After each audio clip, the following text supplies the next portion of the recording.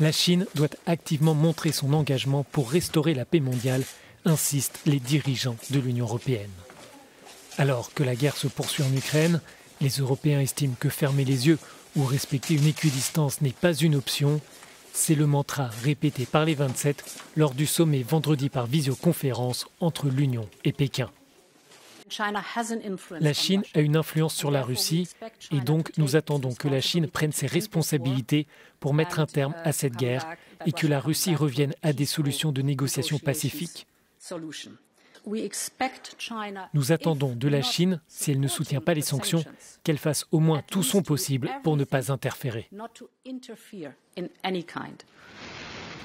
L'Union avertit les autorités chinoises qu'elle s'exposerait à des conséquences si Pékin devait aider la Russie à échapper aux sanctions occidentales ou si la Chine apportait un soutien militaire. Les relations bilatérales et le commerce étaient aussi à l'ordre du jour, mais les deux parties ne s'entendent pas sur la définition d'une concurrence équitable et le chemin est encore long selon les experts. Une grande leçon de la guerre actuelle est que de faire des affaires, avoir une forme de dépendance avec des pays qui ne partagent pas vos valeurs, peut avoir un coût énorme. Et je pense que la leçon que doivent tirer l'opinion publique et les dirigeants est que nous allons devoir peut-être repenser nos liens avec la Chine et même s'interroger sur cette idée de la Chine comme partenaire, concurrent et rival. Le sommet s'est terminé sans déclaration conjointe.